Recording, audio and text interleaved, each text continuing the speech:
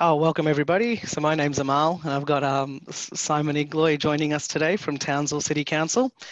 He's kindly offered to talk about what they've done with the pressure monitoring in town there. So quick note on the agenda items today. Just go to the next one, Simon. So you're allowed to, you can ask questions during the webinar today. You don't have to wait till the end. I'll be monitoring them as Simon speaks with Siobhan. And we also have the next webinar we have coming up on Wednesday, the 7th of October. Siobhan will be speaking about how Taggle handles the customer communication side of things, which we've got a lot better at over the years. Cool, thanks, Simon. So today's webinar is about monitoring pressure. So you might have pressure issues in your network. You could have hilly terrain like some of our customers do, or flat terrain, predominantly flat terrain. And you might be in the process of planning pump station installs and things like that. You might be getting constant water main bursts caused by continually fluctuating water pressures. Some of our customers have had this. So by having a monitoring system in place, you can make educated decisions to solve the problems within your network with as much information as you can have. Thanks, Simon. So many of you have seen this image before if you've come to one of our webinars. We have our water meters here on the top left, chatting to our receivers, which then backhaul all the data to our various Aquila systems and portals so you can digest the data on your end. Today, Simon will be speaking about how he leveraged his existing Taggle receiver network, which Townsville originally deployed for water meter monitoring, to then start monitoring the pressure in Townsville's network, and what he's been able to do with this additional knowledge that he wasn't able to get before in a cost-effective manner. So I'll hand over to Simon from now, and I'll just be monitoring the questions. Thanks, Simon. Excellent. Thanks, Amal. We'll go one up. So, look, welcome. I suppose first and foremost, thanks for spending a bit of time to listen to me yabber on about pressures, pressure sensing. We thought we'd first talk a little bit, just very briefly, about the coverage we've got in Townsville. So we've got, you can see there, where our receivers are located at the moment. It will be growing over the next couple of months by another 6 receivers. Especially Maggie Island, as you can see over there, is pretty bare in terms of receivers, as well as a bit further south and north of the actual township. You can see from there where we do really need some more receivers. Look, it's basically, we've installed some meters on a bit of a whim. So these are all water meters, not pressure sensors. I'll come to the pressure sensor map in a second. Interesting to see that we actually get some really good reception from far away that we wouldn't have thought. But then there's also some of those little black spots, I suppose, in town where we should have reception, but something conspires against us. So here we go. This is a snapshot from the Aquila sewer visualization platform. So we've currently got about 83 pressure sensors installed. We're constantly kind of installing more as we go. Initially, we installed around about 70 around town, and pretty quickly found that the easiest way to install these actually in parks and open spaces where we've got large irrigation systems and we have backflow preventers already. So in the RPZs, you generally find pressure test points that need to be tested every year or every 6 months, depends on your codes and your standards. And it's a really quick and simple installation. So these particular pressure sensors, they do just slot straight in. It's a 5-minute job, and you instantly get in the pressures. One of the lessons learned there pretty early is make sure that your RPZ is in front of the any master valves, otherwise you're just getting pressure when the irrigation's on, which is not quite ideal. Hang on, Ian's only seeing the first slide. Is that everybody else's problem, or? I can see the pressure sensor coverage page with the Aquila sewer map. Yeah. Cool. Yeah, I don't know. That's really strange. I'll keep going. I'm not sure how I can fix that for you, Ian. Sorry. Ian, maybe leave and then come back in, perhaps. Maybe it's stuck somehow. I'll push on if that's all right. Mm-hmm. Excellent. Let's just let me not move on. Here we go. So these are the sensors, the pressure sensors we're currently installing. Look, they're very, very robust. We have managed to break a couple. I wasn't around when it did happen, but I believe it's got something to do with over tightening. But they're very, very simple device to install. We've got them currently set at a 15-minute transmission interval for sort of battery saving, and that's getting us excellent information on the data, on the pressures in our network. Look, there's probably a discussion to have there if you want to have, in some instances, a 5-minute interval for some specific applications, if you have issues that you can't resolve with the 15-minute ones. I do have a couple of 5-minute LSTTs here that I've disconnected from the battery, so they're not transmitting. So I do use them on an ad hoc basis if I need some higher frequency pressure sensor data. Look, yeah, like I said, the sensors, we haven't had any issues with at all. They've been pretty robust. We have to say I've had a few being destroyed, sort of vandalism type of things. But look, that's the risk you go, and in the end, it's worth the data you're getting out of it. Now our first little case study with the beautiful picture there of Pallarenda. I don't know if you can you see my mouse here? Can you see the mouse cursor? Yeah, excellent. So this is the suburb of Pallarenda right here at the coast, right at the end of this little peninsula. And one of the main issues being here, if I go to the next slide, we can see here. So Pallarenda is fed by some reticulation mains that are coming off a bulk main that runs down the coast here and then actually heads over across the magnetic island undersea in an undersea pipe. This is governed by a large butterfly valve, which is sort of sitting around about here, and that's controlled by the water levels in the reservoir, in one of the reservoirs of Magnetic Island, meaning that this valve comes on, so it pops on and pops off as it needs to in regards to the water levels on the island. And the function of being fed off this big bulk main near this valve is that the water pressure dramatically changes quite quickly and quite substantially. So from an average pressure of around about 550 kPa, it can drop down to as low as 280 kPa at the instant the valve opens. Look, that's still not below our service standard, which is 220 kPa and 30 litres a minute. However, because of the almost, everybody's gotten used to that higher pressure, that big drop off really causes issues sometimes for people that have got their irrigation system set to specific pressures, or they have, some other high water use appliances they're using at home during those times. Now, going back over the years, we looked into this. There was many complaints for water pressure in Pallarenda. And when we came to the table, it was basically already agreed that we engage a consultant to have a look at our standard engineering solution. So we've got a problem, we'll fix it by putting some more infrastructure in. And basically it would be around about $4 million to separate Pallarenda from the current bulk main feeding Magnetic Island. We thought that's probably a little bit much. Hang on a second. That's probably a little, probably a little bit much in terms of just because of one valve and the pressure, those pressure drops. I thought maybe we can manage that a little bit better if we understand the problem better. Prior to this, we only ever went out and did on the spot pressure checks, as you do, so at the water meter. And obviously that's missing a whole lot of the picture because most of the time we would see that the pressure's fine, so we'd just ignore the issue. So we went in, this is some of the first pressure sensors we installed.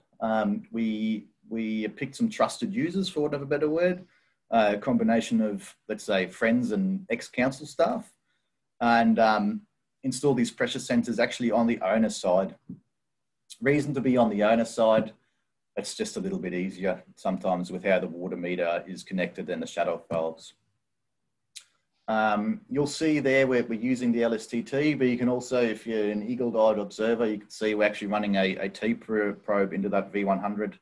Reason being, at that particular time, the reception Pallarenda wasn't great, so we actually used a high-powered tag to get the data from the water meter.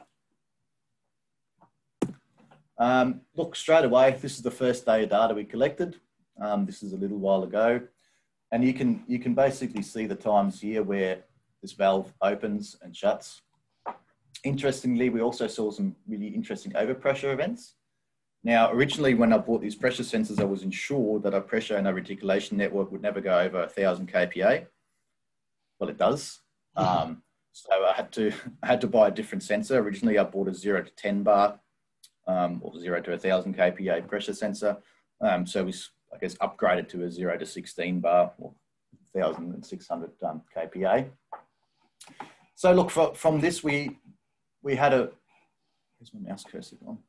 Apologies. So from this, we kind of saw, look, that there's clearly an issue going on here in terms of how we're operating this valve.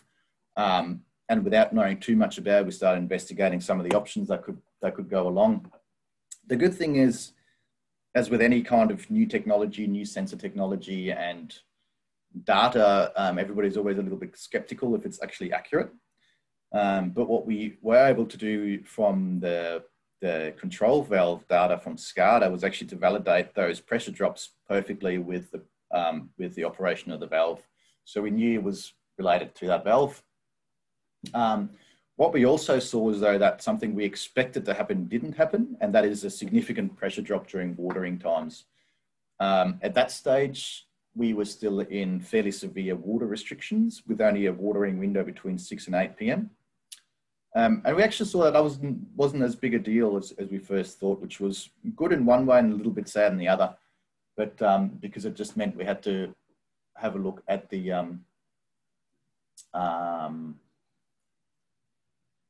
we just had to look at all the different options, I suppose, what could impact the pressure. Sorry, I'm just trying to read the chat at the same time as well. And I'm just having a look at the installation on the customer side. It's easier.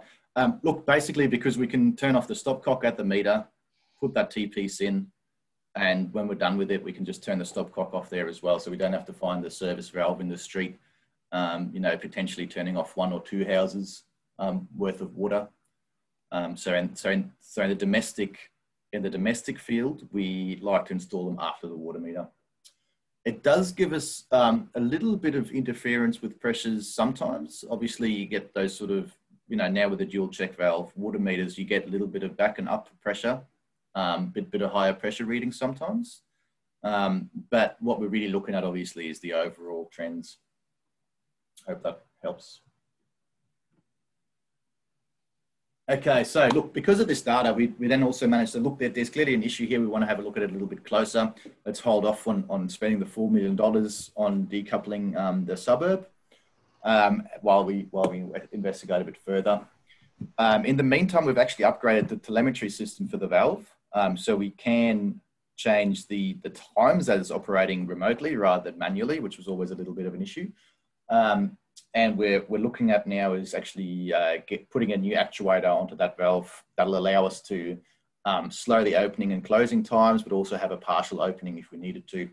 So what we'll do there is we'll try a few of those things, and we basically monitor how the filling rates of the reservoirs of Magnetic Island are affected, and then hopefully we can find sort of the sweet spot there where we can just operate that valve with the perfect, you know, I suppose. The trade-off there between lower pressure drops in Pallarenda, but on obviously a lower fill rate over on the island as well.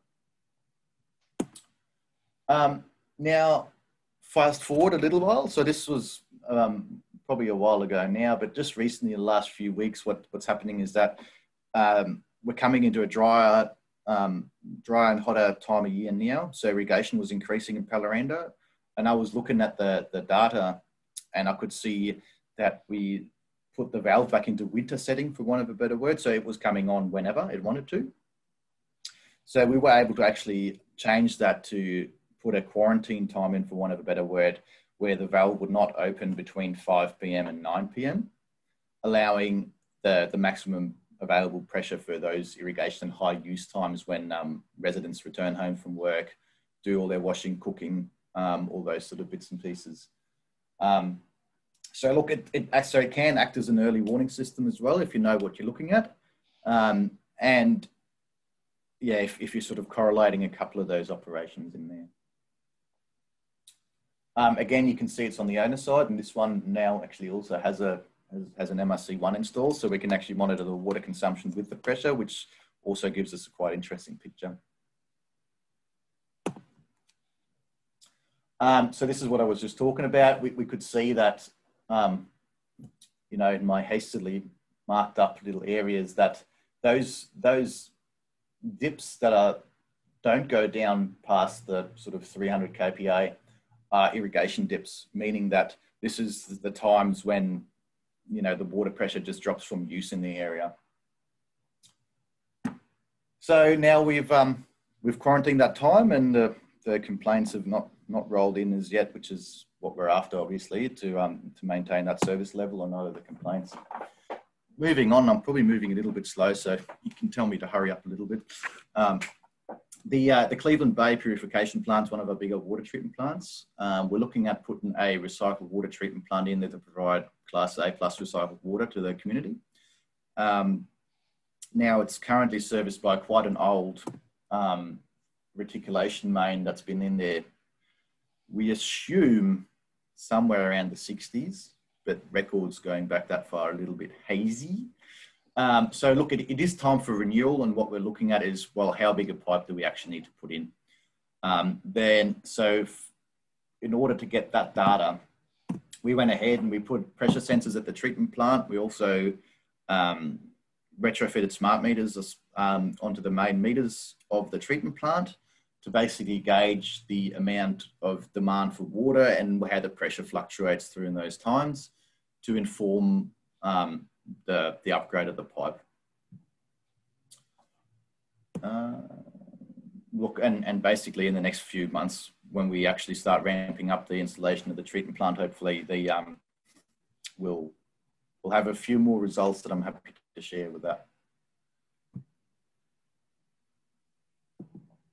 Another interesting one is suburbs that are built high. So clearly we've got a little bit of a you know, development assessment code that says you can't build above a certain height.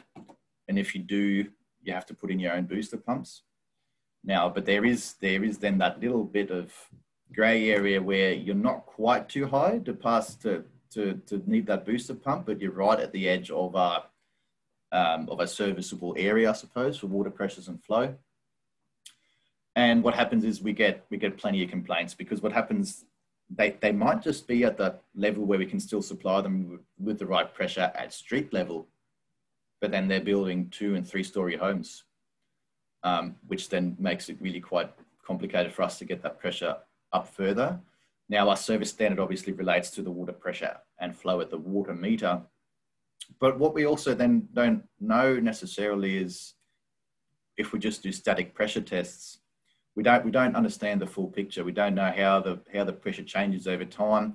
We don't know if it's just that one house. Did the plumber put a 15 mil line up to the house instead of a 20 or 25 mil? So there's all these sort of little problems that we might not know about.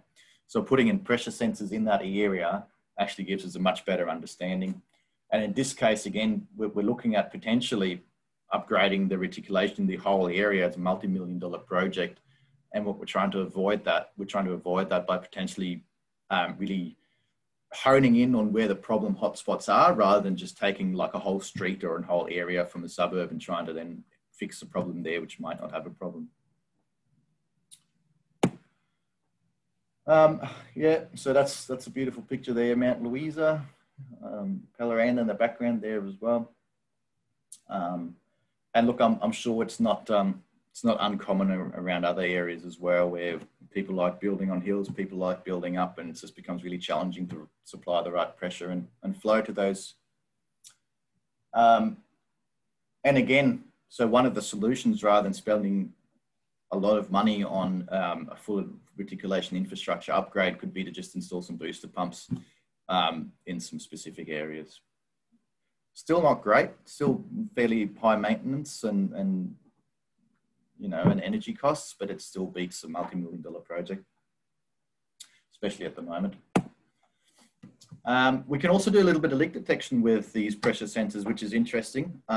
This particular case is we had a large supply main.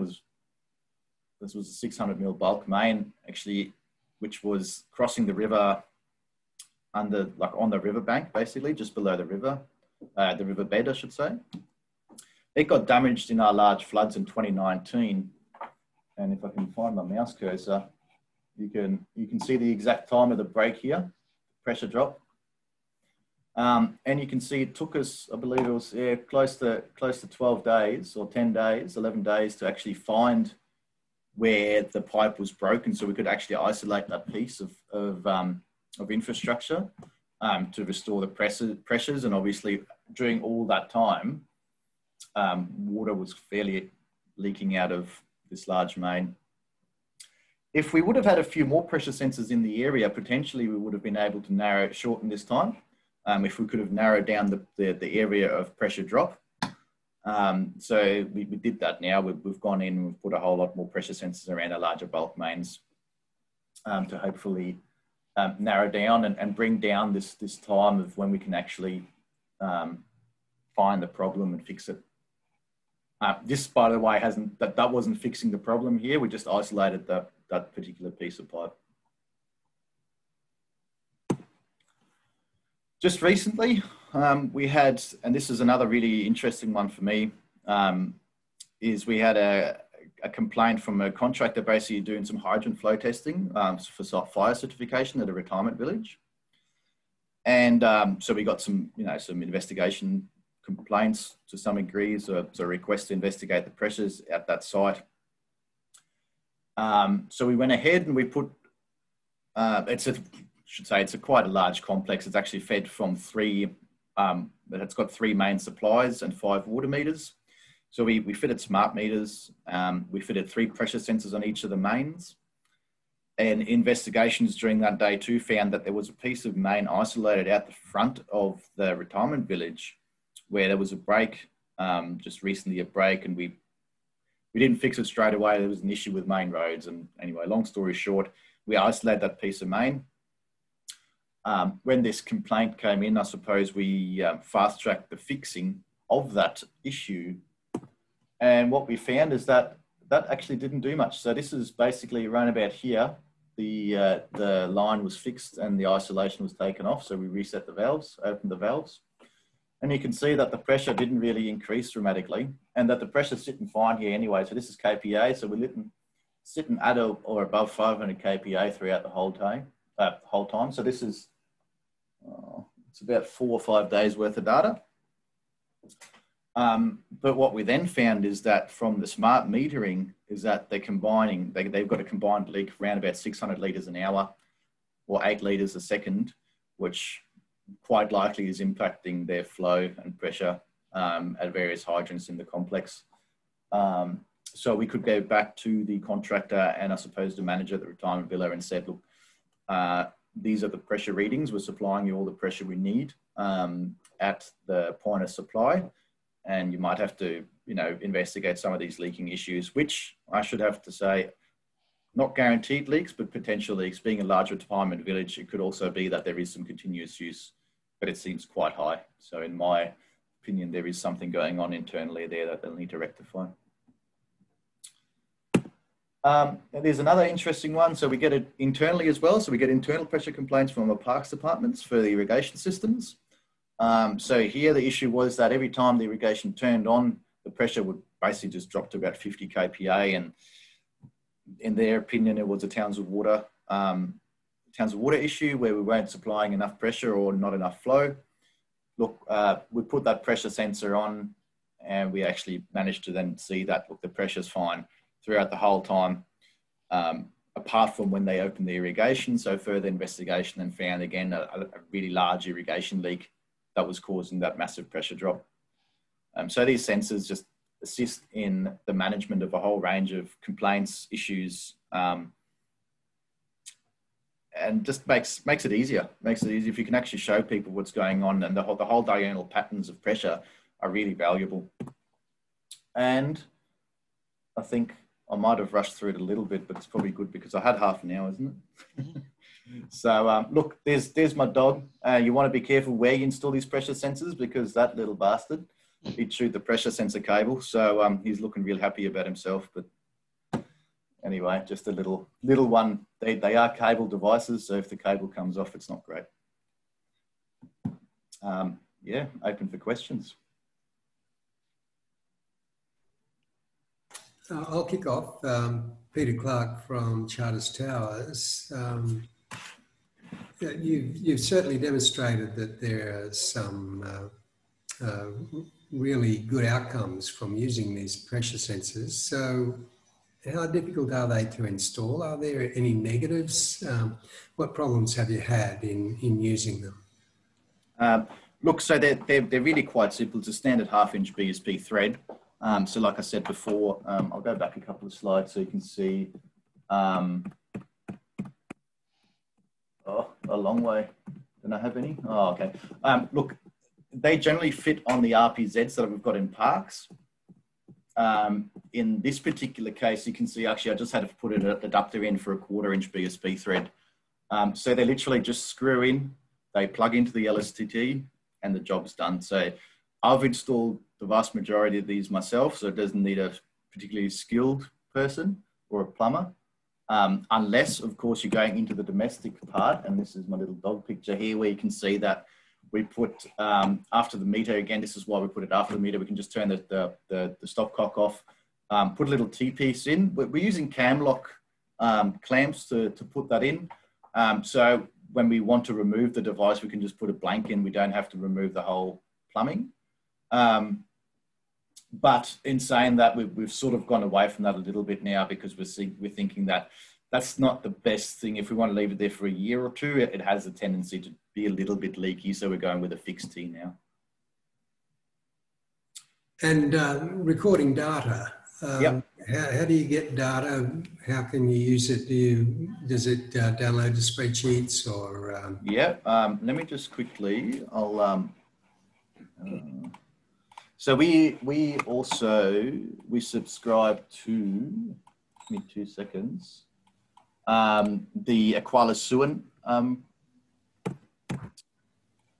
platform, which gives us the real. It gives us real-time information for those sensors. Now, I'm not sure, does this work? Can you see this now? Yep. Yeah.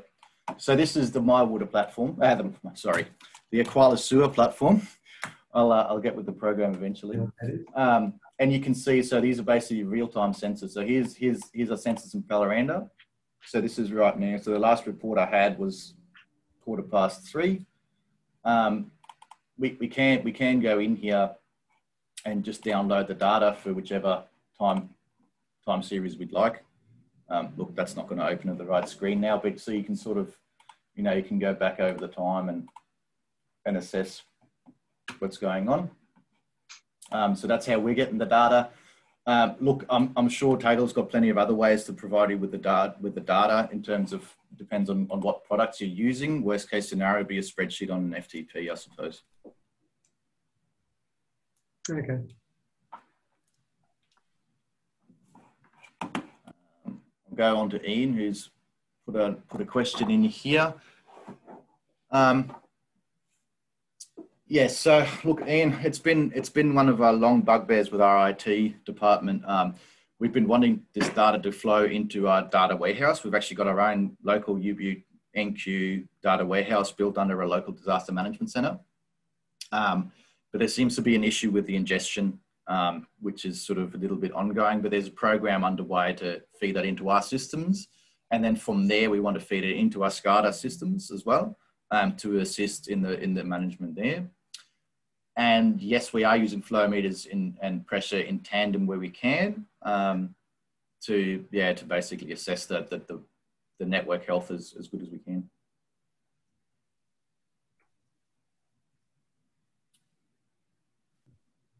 Is there anyone else? Luke has raised a hand. Oh, yep. Hi, Simon. Luke here. Can you hear me? Yep. Simon, that's a really good presentation. Such some great examples. So I've just got a couple of questions. I think you showed it on the earlier slide, but I missed it. What kind of battery life can you expect with these 15-minute measurement intervals that you're doing with these pressure sensors? So look, we're looking at least 4 years. If I go back into this one here, I'm just trying to think which ones might be some of the oldest ones that we've had installed. Potentially this one. So look, I'm only just over a year with all of these, but in saying that, I've had 5-minute interval ones that have lasted me just over 18 months, 19 months. So yeah, so I'm hoping to get at least 3 years. Honestly, I know Taggle might say 4, but I'm hoping to get 3 out of it. The good thing is that we can replace the battery easily. So it's a D-cell battery that I've changed myself before. So it's not a throwaway item, I suppose. Yeah, good. Okay. One more question, Simon. Yep. So you've showed quite a few examples of these pressure cases. Have you considered any other sort of remote monitoring applications? I know that you do some smart water metering up there. Have you perhaps looked into, say, sewer level monitoring or water quality monitoring, that kind of stuff? Yeah, we actually do. Let me put everything on here. I had everything turned off a little bit. So we've currently got a few sewer level monitors. We've got a range of them, I suppose. So we've got ultrasonic sewer level sensors that we're using. And we're also using some of the float valves, the ball valves that we just got two in the manhole for a full pipe or a full manhole alert. We're also using an ultrasonic over here, actually as a river level sensor. So this is basically mounted on a bridge to look at a river, to look at the river levels. So look, basically what the idea here is that we can spend roughly about $5,000 with a river, a rainfall and ultrasonic level sensor on a bridge and get more or less the same data as a $50,000 gas bubbler line with a rain gauge. That's the sort of the standard Bureau of Meteorology installation. So yes, we're using a range of different types of sensors through the Taggle network.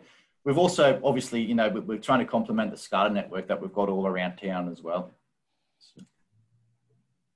Brilliant. Thanks, Simon.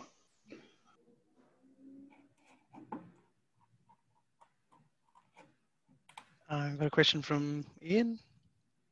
Oh, yep. The environmental monitoring is weather stations at this stage. So we've got a couple of weather stations. The Doom Station, it's a little eternal joke. Look, so this is a Vaisala weather station that we're using currently. So we get the, you know, basically the standard temperature, humidity, rainfall, air pressure sort of thing. We're also using standalone rainfall buckets, which these ones actually co-locate. I've hijacked one of the bomb, you know, those big structures where the bomb buckets are on. I sort of clamped one of the table buckets on next to it, sort of thing, to actually correlate how well they work in terms of accuracy. And if I go back to 2019 again, the big floods where we had however many, 2 meters of rain in 10 days or so, the cheaper bucket, when I say cheaper, the bucket that's not using the alert system was off by about 4%. So that's quite good, and it's a tenth of the price.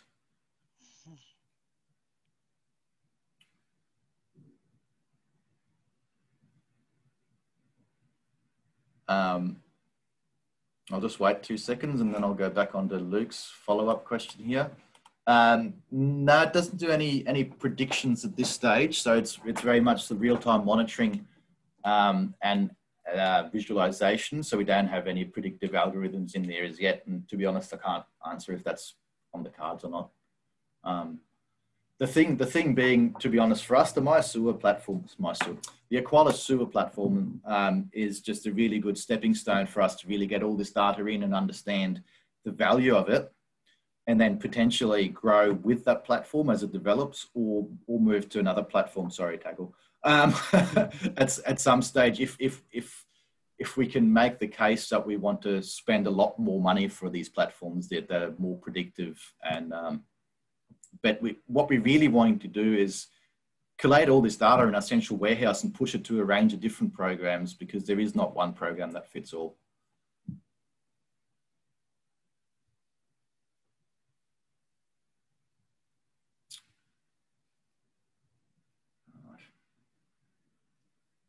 Anyone else?